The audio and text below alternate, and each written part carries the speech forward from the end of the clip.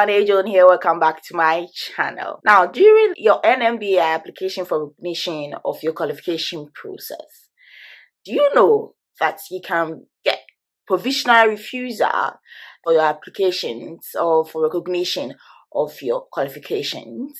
This all comes about where the information that you give to NMBI, they are not clear with them, and so they send you queries to answer. And if these queries are not giving appropriate feedback, that is when they are not convinced, and they will send you refusal for your qualification to be recognized, which is the first stage of the process. And this is what this video is about. We're going to tackle a bit of queries that you get and how you answer them appropriately. I'll be right back.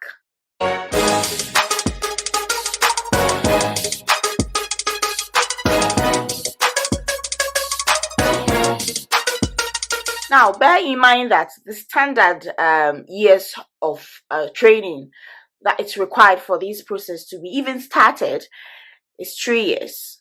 If your nursing training that you went is less than 3 years, you don't even bother to start the process. All right?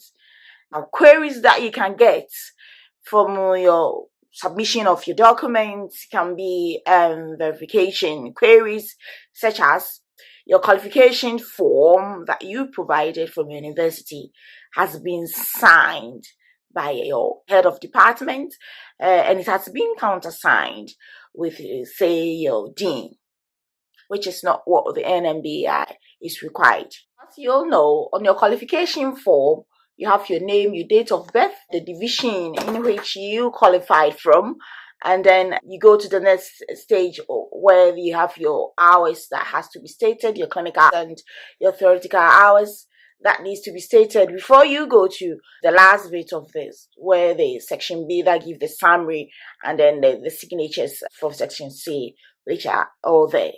These needs to be done appropriately by just one person. That is recommended from there. There's another issue of gap. Well, there's a gap between your employment, NMBI will send you a query to explain the gap that is in there. Assuming you completed your nursing training in 1995, and then from 1995 to 2000, you've been working. From 2000 to 2002, there's a gap there. So what were you doing? NMBI needs to require, were you going for trainings that is geared towards your nursing practice? Were you sick, going for school, updating yourself, or whatever happens, or you are doing, say, a postgraduate program or a master's program? Were you using all your time in doing that, or were you going for school whilst on your holidays you come to the ward to work in the hospital settings? Give explanation for these things. You can also get a query that asks you, you've provided a transcript for, say, diploma in nursing, because you stated that you've done diploma in nursing. You have to give a transcript for that, but the transcript is incomplete. When they send you a query about incomplete transcript, that means that the theoretical hours and the clinical hours is not stated on it. It just brought the raw courses that you did to them. So for that, you request a new transcript that has the breakdown of the theoretical hours and the clinical hours all together nicely, and then you send it back to them. It's simple as that. So one document that you can get query on is your certificate for current professional status, that is CCPS. So your CCPS, you know that it should be valid from when you start your registration to when you finish the last bit of the registration process, like which that you give you a provisional decision letter, and then you go for your compensatory measure, either the adaptation or the RCSI, and you pass that, and then you register. That's the last bit of it. So when your CCPS between this period has expired, NMBI will send you a query that your CCPS is now invalid. If they send you that query, you just request a new CCPS from your professional body. If it's the Nursing and Midwifery Council of whichever country that you are, apply for a CCPS and then let them send it straight down to NMBI. If it's been delayed, you can request from that CCPS, and then you send it via courier.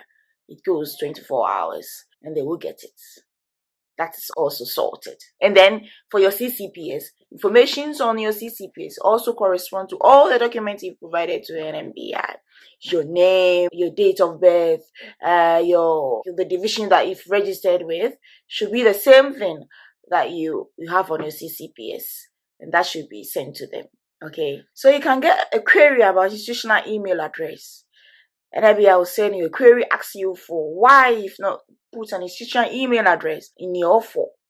Some countries that doesn't normally have institutional email address for each nurse manager. So you explain to them my setting. There's no one institutional email address that can be given.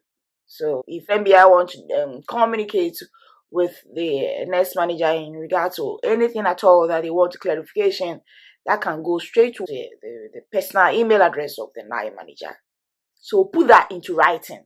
Like these things, you have to state them whilst you giving all your documents so that NMBI doesn't come back to ask you all this. All right, but in case they come back to ask you this is some of the things that you can say to them. Either that, if you have any other thing about institutional email address, you give that response. So that ends the queries for today. Now, you have completed your nursing training, 3 years that is required, or you have done your national service for 1 year as required per your country. But from there, you moved on to certain things that you did. And then you are contemplating on whether you are able to start the application for recognition for your documents or for your qualifications and the registration with the NMBI. For that gap between that and this time, what were you doing? Whatever you were doing, if it's just towards the clinical setting, just towards your nursing aspect, then that's fine. You can start your registration and then you explain whatever you were doing. If you are outward from that,